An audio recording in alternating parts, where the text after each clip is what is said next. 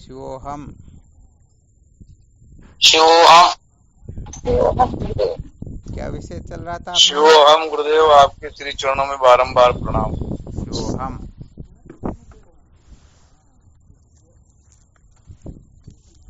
क्या विषय चल रहा था अपना? संसार को बनाए रखकर, संसार को बनाए रख कर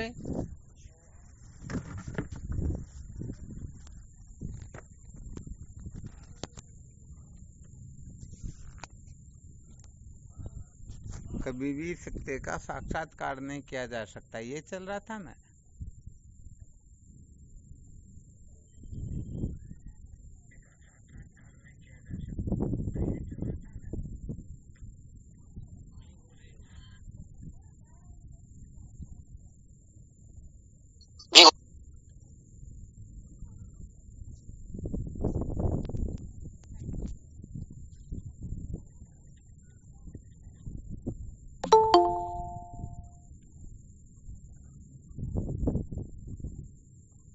क्या सुना रहे थे इसके अंतर्गत? जब तक बाह्य वस्तुओं में अपन को आनंद प्राप्त होता रहेगा, तब तक हम आनंद स्वरूप में स्थित नहीं हो सकते।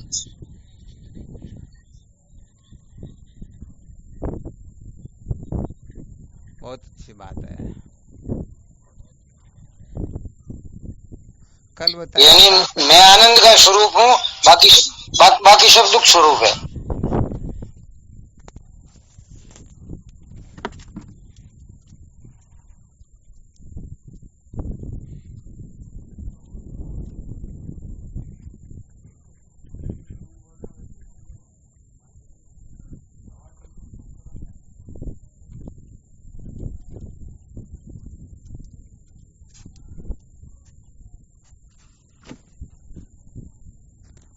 तो सुना रहे थे सत्यचित और आनंद। इसके अंतर्गत सत्य का और चित्त का बोध साधकों को ज़्यादा परिश्रम पुरुषार्थ नहीं करवाता, बल्कि थोड़े से विवेक से भी मैं सत्य हूँ, मैं चित्त रूप हूँ, ऐसा बोध हो जाता है। परंतु मैं आनंद स्वरूप हूँ, इसको समझने में पूर्ण रूप से पुरुषार्थ की आवश्यकता होती है। यही सुना रहे थे ना? जी महाराज जी। अच्छा, इसमें समय क्यों लगता है, क्या बात है? क्या रहस्य हो सकता है, क्या कारण है?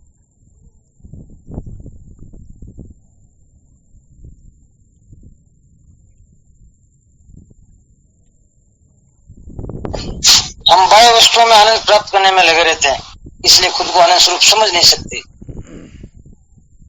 नहीं, ये थोड़ा हल्का उत्तर, इसे भी थोड़ा ऊंचा उत्तर चाहिए। बाह्य विषय में आनंद ढूंढने में क्यों लगे रहते, इसके मूल में क्या रहस्य है?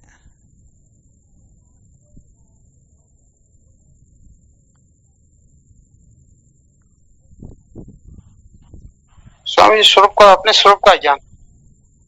वो तो पक्का है ही है, तभी तो हम इधर उधर होते हैं। ये भी उचित उत्तर नहीं हुआ। वैसे देखा जाए तो उचित उत्तर यही है, परंतु इस समय ये उचित उत्तर नहीं हुआ। असली उत्तर ये होते हुए भी इसमें प्रसंग के अनुसार बोलना अपने को।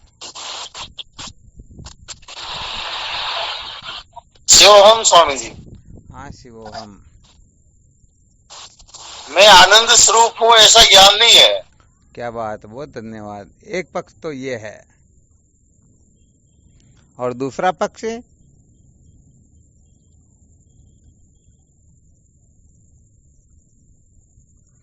फिर यही अधूरा दूसरा उत्तर। पक्ष मैं आनंद स्वरूप नहीं हूँ, तो दूसरा संसार में आनंद ढूंढ रहे हैं। फिर गलती हो गई।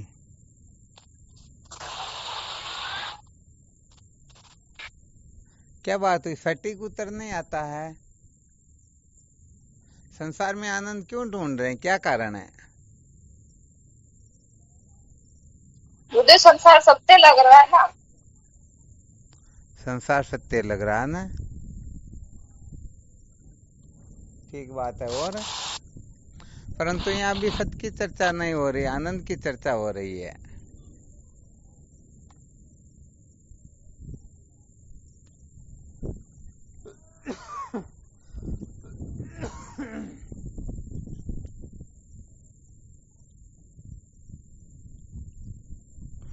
ठीक से विचार करके बताओ।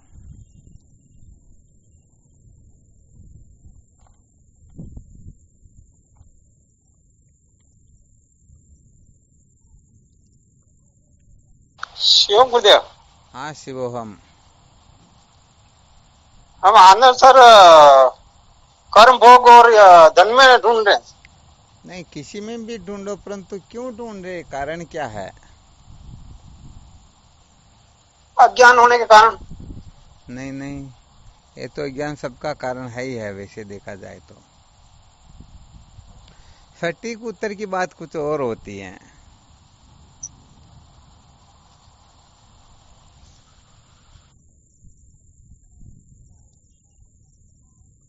आधा उत्तर तो भवानी शंकर जी ने बिल्कुल ज्यों का त्यों बता दिया।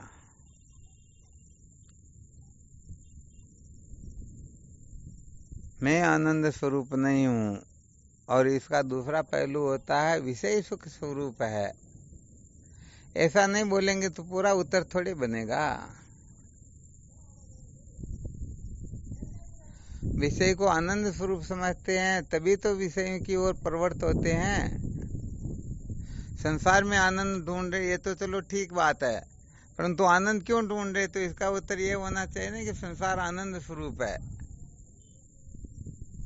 यह पूरा वाक्य बन जाएगा क्या?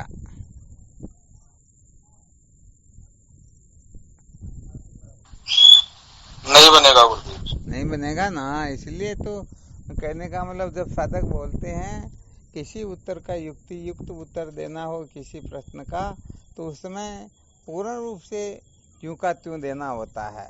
हम अपने को दुखी समझते हैं और विषय को आनंद रूप समझते हैं, तो न चाहते हुए भी विषय की ओर प्रवृत्ति स्वतः हो जाएगी। तो अब यहाँ करना क्या है? अपने को आनंद स्वरूप समझना है, विषय को दुख स्वरूप समझना है, यही तो करना अपने को। अनेक प्रकार की युक्तियों के द्वारा विषय सुख स्वरूप नहीं है, इनका खंडन करने के लिए बहुत सारी युक्तियां प्रस्तुत की जा सकती हैं, जिसका पूर्व में विश्लेषण बहुत बार कर चुके हैं।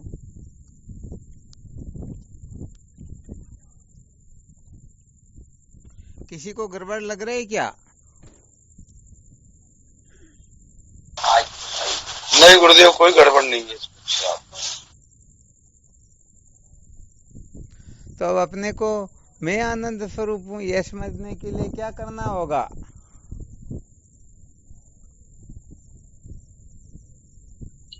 विषय में आनंद स्वरूप को नहीं समझना हो, क्या विषय आनंद स्वरूप नहीं है, वो दुख रूप है। यहाँ पर सर्वप्रथम विवेक आदि के द्वारा विषय की असलियत समझनी होगी। अरे इन विषयों की औकात को समझे बिना हम सचमुच में इनसे ऊपर उठ सकते ही नहीं। जब तक विषय को आनंद स्वरूप समझेंगे, तब तक कल्पांतर तक कोटि कोटि ग्रंथों के महावाक्यों के बापों को सुन लो, परंतु विषय सुख स्वरूप है ऐसा बैठा हुआ तो कभी भी विषयों से वैराग्य नहीं हो सकता, उनसे ऊपर नहीं उठ सकते हैं। उनका त्याग अपने से संभव ही नहीं होगा, क्योंकि अपरोक्ष बुद्धि बैठी हुई है कि मजा तो संसार के भोगों में है। तो फिर ब्रह्म विद्या की ओर कोई प्रवृत्त हो सकते हैं क्या?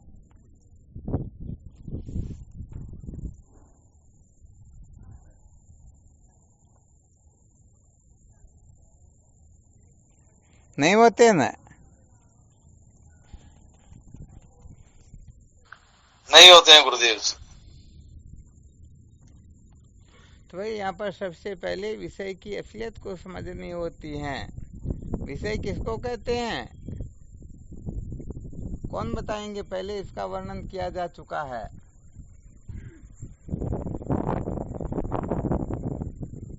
वही विशेष रूप से बांध ले।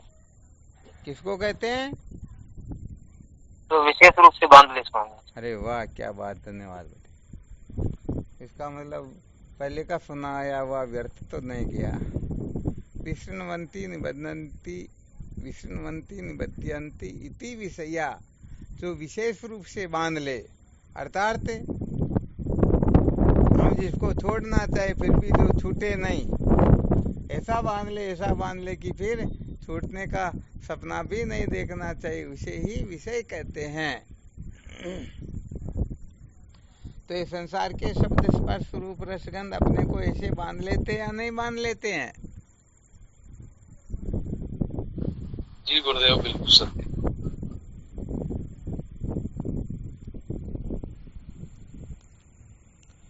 तो बताओ, हम बंधे हुए रहना चाहते हैं या मुक्त होना चाहते हैं?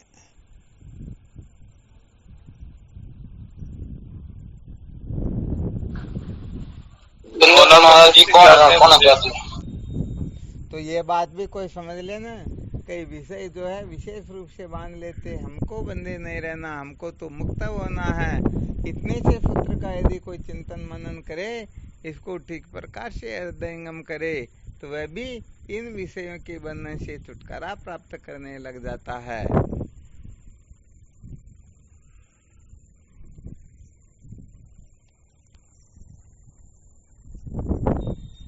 वैसे देखा जाए तो इनको ही ठीक प्रकार से समझना होता है। विषय को आनंद रूप समझना, इसको और दूसरे ढंग से कहना चाहें तो क्या कहेंगे?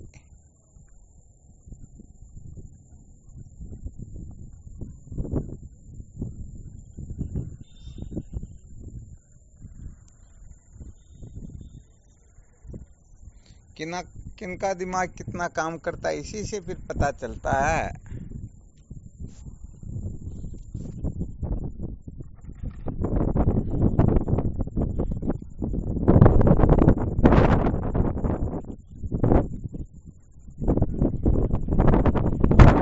क्या कहेंगे दूसरी भाषा में? प्रश्न क्या स्वामी जी?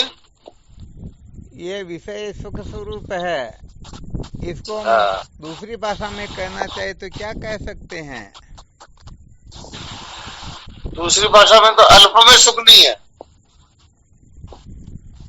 नहीं, अल्प में सुख नहीं, ये तो नहीं है। ये तो जब निर्णय किया जाएगा ना, वो बात हो गई।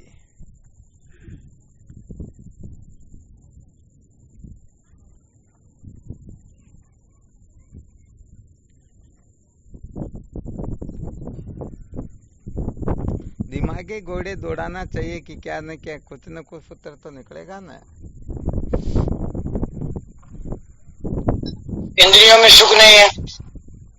नहीं, ये वर्णन थोड़ी, को ग्रहण इंद्रियां तो करती है सर। ये वर्णन नहीं चल रहा है। हाँ शिवम बोलो। आसक्ति में क्या हुआ, वापस बोलो। आसक्ति में सुख है? नहीं, ये नहीं बताया, ये साधारण बात हुई।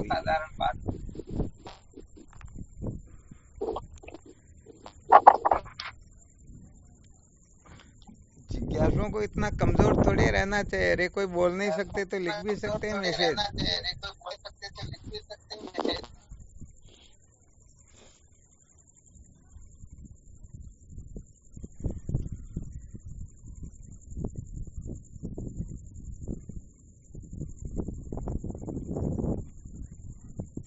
नहीं आ रहा ना समझ में?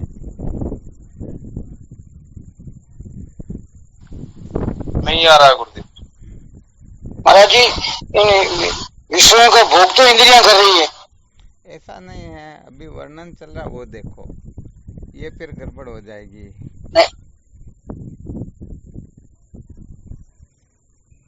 अभी चर्चा चल रही है कि संसार के विषयों को हम सुख स्वरूप समझ रहे हैं, इसको दूसरे शब्दों में कहे तो क्या कह सकते हैं?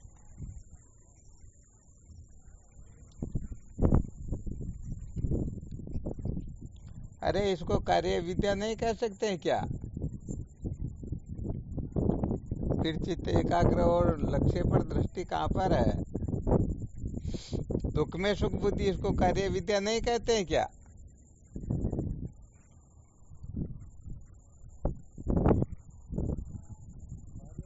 जी सर। क्या हुआ?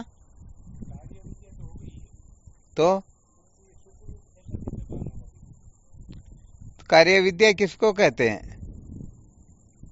4 प्रकार की जो कार्य विद्या बताई गई है, नित्य में नित्य बुद्धि, असुचि में सुचि बुद्धि, दुख में सुख बुद्धि और अनात्म में आत्म बुद्धि। तो ये कार्य विद्या नहीं हो रही क्या? ये तो है महाराज जी। हाँ, इसीलिए तो साधकों का थोड़ा दिमाग इतना तीव्रतर होना चाहिए कि इसके बारे में क्या क्या प्रसंग उपस्थित हो सकते हैं। तो दिमाग के घोड़े दौड़ने चाहिए ना। किसी से पैसे लेने देने करने, लेन देन करना हो तभी हिसाब किताब में घोड़े दौड़े। मौज मस्ती मनोरंजन करना हो तब क्या युक्ति लगाए, क्या करे, कैसे क्या, तो तभी घोड़े दौड़ाते। तो इसमें भी दौड़ा लेना चाहिए, क्या फर्क पड़ता है? तो इसको भी कार्य विद्या ही कहते हैं, ठीक है ना। और इस जगह पर ये जो चारों बातें, अनित्य में नित्य, असुचि में सूचि, ये चारों जब निवर्त होगी ना, तभी समझो हम सचमुच में मैं आनंद स्वरूप हूँ, इसका साक्षात्कार करने में पूर्ण रूप से सफल हो पाएंगे। क्योंकि अविद्या की निवृत्ति ही तो परमात्मा की प्राप्ति होती है, आनंद की प्राप्ति होती है। परमात्मा आनंद स्वरूप है या नहीं? तैत्तिरीय श्रुति का कथन नहीं है कि आनंदो ब्रह्मेति वेदनात् है, ब्रह्म आनंद स्वरूप है, ऐसा जानो। तो तैत्तिरीय श्रुति के अनुसार ब्रह्म आनंद स्वरूप है, और जब अविद्या की निवृत्ति होती है तो उसी आनंद का आविर्भाव होता है। तो बताओ, अविद्या की निवृत्ति से उपलक्षित प्रत्येक चेतन बिंदु अपना स्वरूप है, वास्तव में वही आनंद स्वरूप हुआ अथवा ये विषय आनंद स्वरूप हुए।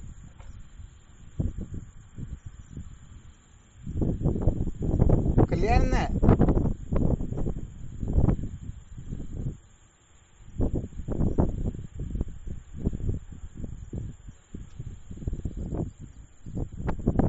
आवाज तो आ रही है?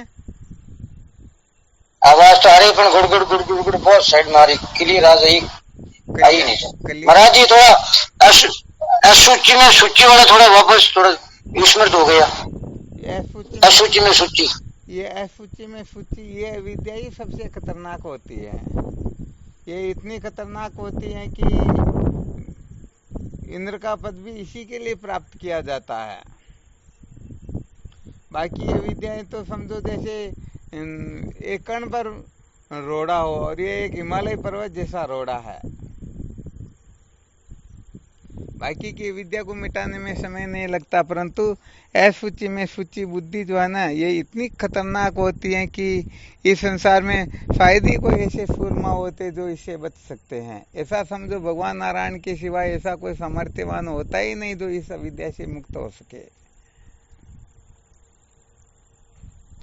ये असुचि में सूची, तो ये तो रास्ता अटका देगी हमारा। तो असुचि में सूची, अब तो आप तो उत्तरार्ध की ओर चल रहे, अभी आपको क्या अटकाएगी? असुचि में सूची बुद्धि के लिए ही शादी की जाती है। आ गया समझ में?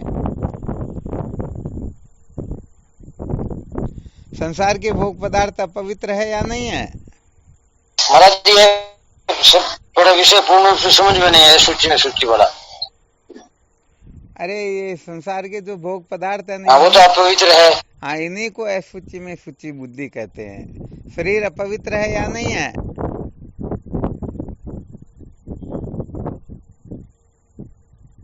मलमूत्र से बना हुआ शरीर अपवित्र नहीं होता, परंतु फिर भी शरीर में आसक्त होकर के इसी के पीछे रात दिन 24 घंटे चिंतन मनन में और इनके पीछे पागल होकर के पड़े रहते हैं।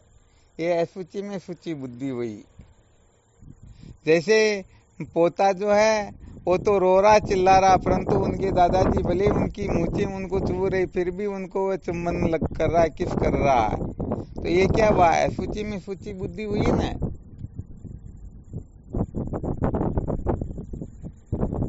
तो ये जो अविद्या होती है बड़ी खतरनाक होती है, ये बहुत मुश्किल से निकलती है। ये तो कहने का मतलब चाहे संसार में कितनी ठोकरें लगे, अपमान हो, तिरस्कार हो, परंतु इस विषय से वैराग्य होना बहुत बड़ा खतरनाक होता है। इससे यदि वैराग्य हो गया तो समझो उनको सबसे वैराग्य हो गया, फिर वो कहीं अटकेंगे ही नहीं। अब उनको बांधने की सामर्थ्य पूरे विश्व में किसी में है ही नहीं।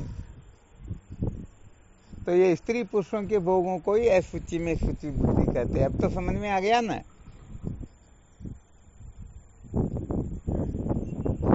जी महाराज जी। तो सबसे ज्यादा खतरनाक यही विषय है ना,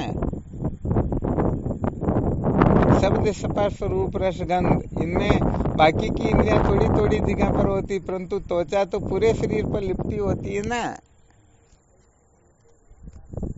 तो ये स्पर्श का जो विषय होता है ना, इसी को असूचि में सूची बुद्धि कहते हैं।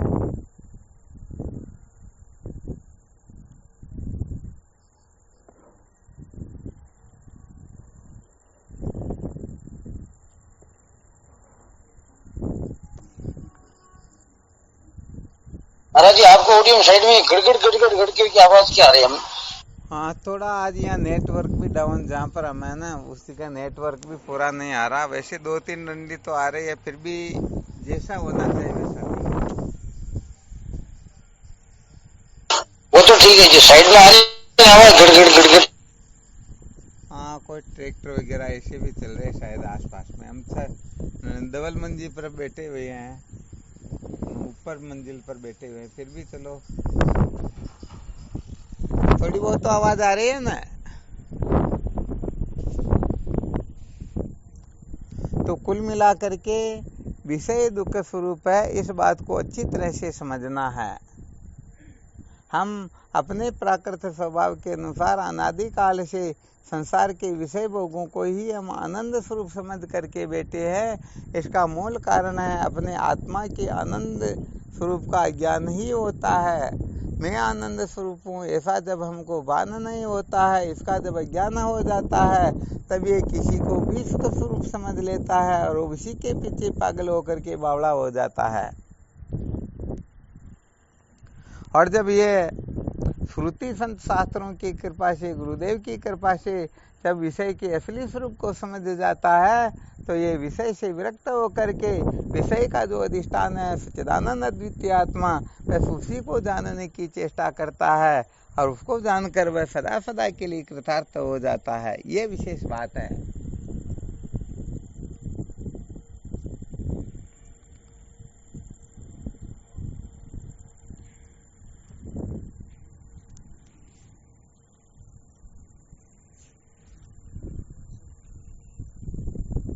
तो बंधन जो होता है ना, भगवान शंकराचार्य जी महाराज लिखते हैं, 5 ज्ञानेंद्रियों के जो 5 विषय है, इसी में जीवात्मा रमण करता है और इनमें आसक्ति ही बंधन का मुख्य कारण होती है।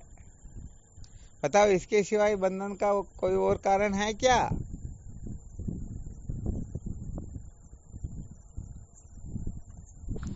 नहीं है गुरुदेव।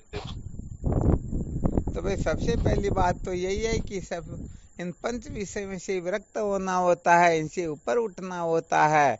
यदि इनमें अटके रहेंगे तो ब्रह्म विचार तो बहुत दूर की बात है, विवेक से भी शून्य है। और जिनके हृदय में विवेक ही जागृत नहीं हुआ, वो क्या सत असत की पहचान करेगा, क्या जड़ चेतन की पहचान करेगा, क्या आनंद दुख को ठीक प्रकार से समझ सकेगा। तो ऐसे भोले जीव जो होते हैं, वो आनंद को दुख और दुख को आनंद समझे तो कोई अतिशयोक्ति थोड़ी ही होती है। आ गया समझ में? जी गुरुदेव। हाँ, तो इस रहस्य को हमें बहुत अच्छी तरह से समझना होता है। अच्छी तरह से समझेंगे तभी हम कृतार्थ हो सकेंगे, वरना सच्ची बात यह है कि हम कृतार्थ होने वाले हैं ही नहीं। बस अच्छी तरह से समझ लेना चाहिए, 5 रहस्य ही जीव को अच्छी तरह से बांध करके रखते हैं। शब्द स्पर्श रूप रस और गंध, इन 5 से वैराग्य होना, समझो यही सचमुच में विवेक का उदय होना है। जब इनसे वैराग्य होता है, जब ऐसा विवेक जागृत होता है, तो फिर इनकी सारी की सारी शक्तियां जो शब्द स्पर्श रूप रस गंध, इन विषय भोगों को संपादन करने में लगी रहती है, इनके गुण गाने में लगी रहती हैं, वो सारी की सारी वृत्तियां एक साथ एकत्रित होकर के फिर ब्रह्म चिंतन में लगती हैं। और जब समस्त शक्तियां एक साथ एकत्रित हो जाती है तो इस विद्या रूपी वृक्ष को मूल सहित उखाड़ कर फेंकती हैं और अपने को सदा सदा के लिए धन्य बना देती हैं। ये विशेष बात है। तो भाई देखो, इसके लिए तो अपने को पुरुषार्थ करना होगा। शब्द स्पर्श रूप रसगंध, इनसे ऊपर उठना होगा। तो इनसे ऊपर उठने के लिए सर्वप्रथम जो निषिद्ध शब्द स्पर्श रूप रसगंध है उनका त्याग करो, और फिर विहित शब्द स्पर्श रूप रसगंध इनका भी त्याग करो। अब आयु तो पूरी होने को आ रही और पोते पोतियों की बोली सुन करके उनको नचाने के चक्कर में ही पड़े रहे, तो फिर ब्रह्म विचार कब करेंगे? इनकी मीठी मीठी बातें सुन करके, जबकि सत्य कहे तो ये जो पोते पोती होते हैं ना, ये अंगुली पकड़ करके उनको वो दरवाजे का रास्ता दिखाते हैं, इधर चलो, परंतु समझते ही नहीं। नासमझ एक छोटा सा बच्चा इस रहस्य को समझ जाता, परंतु फिर वो बालक रोता, फिर भी उनको जबरदस्ती से घर में ले आते। वो तो कहता है कि तुम्हारा रास्ता इस तरफ अब हम हो गए, तुमको चिंता नहीं करनी। अब क्या करें, हमारे रामदेव जी महाराज भी दो दो पोतियों को एक साथ उठा करके वो दोनों बाहर लेके आते, दोनों को ही अंदर ले चले जाते वापस।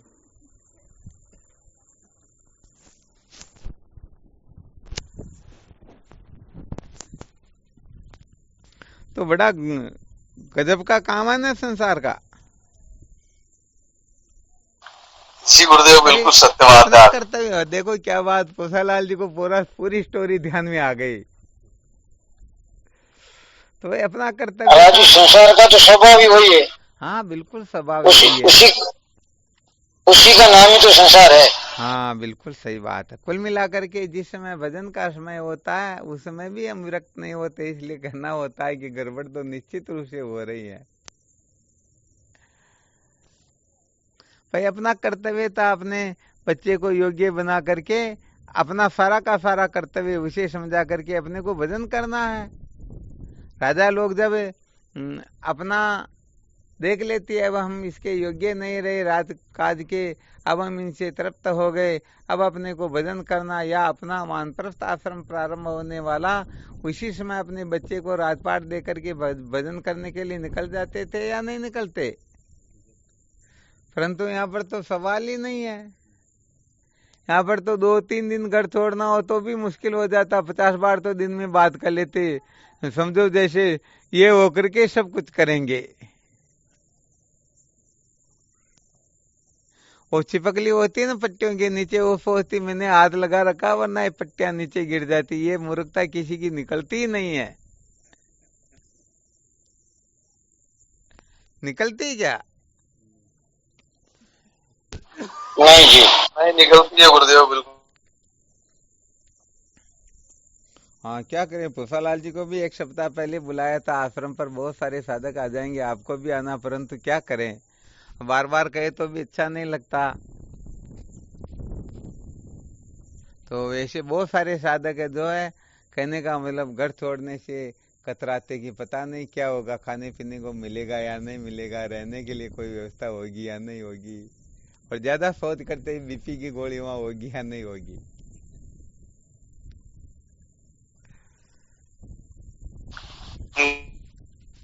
जय आपकी गुरुदेव, जय। संसार को छोड़ने में जो डरते हैं ना, सचमुच में सत्य कह दे वो साधक तो नहीं है। जो संसार को छोड़ने में डरते और परमात्मा को पकड़ने में भी डरते हैं, वो ठीक है, मनोरंजन भले ही कर रहे हैं, परंतु सचमुच में सच्चे साधकों के लक्षणों से युक्त नहीं होते हैं। जो सच्चा साधक होता है वो संसार को 24 घंटे छोड़ने के लिए तत्पर रहता है, कब मौका मिले और मैं समस्त संसार को लात लगा दूं, और परमात्मा तत्व को जानने के लिए वो 24 घंटे उनकी तड़पन बनी रहती हैं। तो हम तो ऐसे साधकों की खोज में रहते जो ऐसे साधक हो जो सचमुच में संसार को छोड़ करके परमात्मा तत्व को जानने की जिज्ञासा पूर्ण रूप से सदा सर्वदा बनाए रखे। तो अपने को ऐसी चेष्टा करनी चाहिए ना थोड़ी बहुत। जी गुरुदेव, बिल्कुल सत्य करनी हाँ, चाहिए। तो सच्ची बात यही है कि आप ठीक जिनका अभी कर्तव्य पूरा नहीं हुआ उनके लिए खैर बात अलग, वो अपनी तैयारी करते रहो, परंतु जिनकी उम्र या जिनके समझो पोते पोती हो गए उनको तो थोड़ा श्रम कर ही लेना चाहिए कि अब भगवान का भजन कब करेंगे।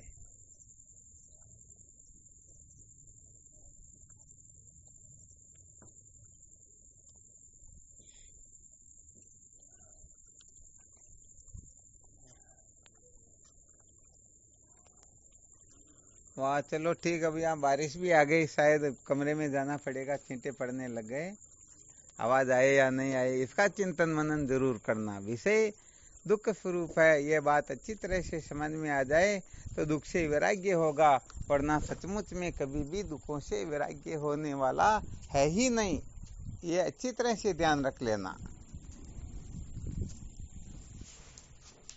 आवाज आ रही है ना? जी गुरुदेव। जी गुरुदेव। हाँ चलो अंदर बैठ हाँ हैं। महाराज जी, आ रही है आवाज। ठीक है।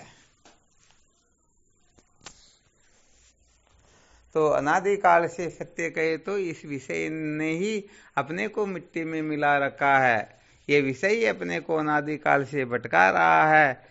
इसलिए सम्यक प्रकार से इस विषय को ज्ञान रूपी तलवार के द्वारा छेदन भेदन करके अपने स्वरूप में हमें स्थित होना है, हमें सत्य का साक्षात्कार करना है। आ गया ना अच्छी तरह से समझ में? जी महाराज जी। हाँ, सत्य बात यही है कि ये ज्ञान की भूमिका यही है। विषय विषय वही द्वेषता गुरु तीर्थ अनुराग, ताते सुविचा कही कथा श्रवण मन लाग। विषयों से विरक्ति हो जाना और गुरुदेव के चरण कमलों में परम प्रीति हो जाना, यही ब्रह्म विद्या की LKG होती हैं। ये जिसके हृदय में प्रतिष्ठित हो गई उसे निर्भय हो जाना चाहिए कि निश्चित रूप से उनका जीवन धन्य हो जाएगा। और यदि ये दोनों बातों में फेल हो गए तो फिर चार खूंट चौगदय भवन में भटकते रहो, जन्मते मरते रहो, शांति स्वप्न में भी मिलने वाली कभी भी नहीं मिलने वाली है। इसको तो स्वर्ण अक्षरों में लिख लेना है।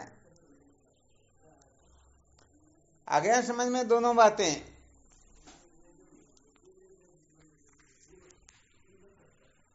आवाज आई नहीं महाराज जबकि तो आपकी बिल्कुल यहाँ आवाज? हाँ, आवाज नहीं आई गुरुदेव।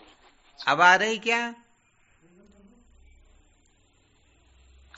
आवाज अब आई कभी है। आ जाती है, कभी कट जाती है गुरुदेव जी। अच्छा अच्छा, कभी कट जाती है ना। इसमें तो आ रही है आवाज। जी हाँ, आ रही है अब गुरुदेव। तो आ रही है। उसको सब्जेक्ट में वो बीच में आधा कट जाता है तो एकदम भाव समझ में नहीं आता। ये सुना रहे थे कि ज्ञान की जो पहली भूमिका होती है ना, विषय विषय पे द्वेषता गुरु तीर्थ अनुराग, विषयों से वैराग्य हो जाना और गुरुदेव के चरण कमलों में परम प्रीति हो जाना, समझो यही वेदांत की LKG है। हमारा ठीक जी। आ गया ना अच्छी तरह से समझ में? जी गुरुदेव। बिल्कुल महाराज। तो यहाँ पर ध्यान रखना, हम ये नहीं कह रहे कि निषिद्ध विषयों से वैराग्य हो जाए वो वेदांत की LKG में बैठ गया। निषिद्ध से वैराग्य की तो बहुत सारों को होता है, कोई बड़ी बात नहीं होती है। हम जब विषयों से विरक्ति की चर्चा करते हैं तो यहाँ विहित विषयों की ही चर्चा करते हैं। तो विहित विषयों से भी वैराग्य हो जाए और गुरुदेव के चरण कमलों में परम प्रीति हो जाए, समझ लेना वह सचमुच में वेदांत की LKG उत्तीर्ण हो गया। वरना गड़बड़ घोटाला मत करना, भरोसे मत रहना कि हम बहुत आगे पहुंच गए।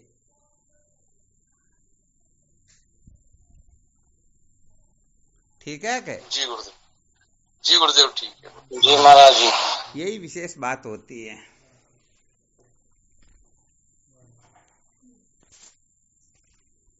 अब होता है क्या कि वैसे देखा जाए सत्संग कब तक सुनते रहेंगे? हम बहुत कुछ जानते हैं, हमारा विवेक हमें अच्छी तरह से सचेत करता रहता है। हाँ बेटे, अब क्या करें, यहाँ नेटवर्क भी नहीं और अब कमरे के अंदर भी आ गए, बाहर बारिश होने लग गई। चलो ठीक, फिर कल चर्चा करेंगे, ठीक है ना? इसी विषय पर फिर कल मंथन करेंगे। शिवोहम।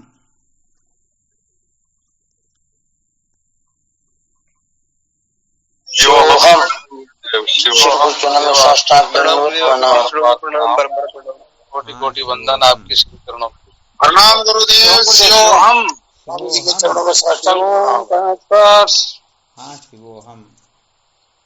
शिवोहम श्री गुरुदेव प्रणाम। शिवोहम शिवोहम। गुरुदेव भगवान के श्री चरणों में प्रणाम। शिवोहम। शिवोहम। भगवान रसूरा करिया है। श्री सतगुरुदेव स्वामी जी को कोटि कोटि प्रणाम। शिवोहम गुरुदेव। हाँ शिवोहम।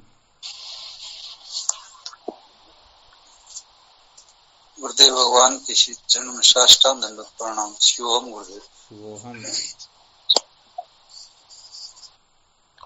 प्रणाम गुरुदेव, शिवोहम। हाँ शिवोहम।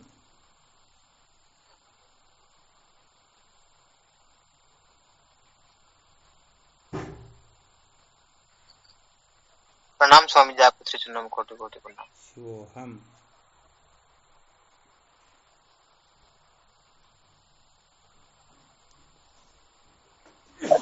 हमारे सतगुरु चरणों में कोटि कोटि प्रणाम बाबू जी। शिवोहम। शिवोहम।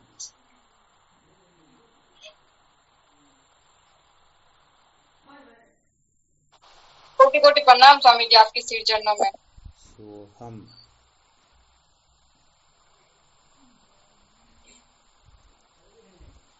प्रणाम स्वामी जी, शिवोहम। शिवोहम।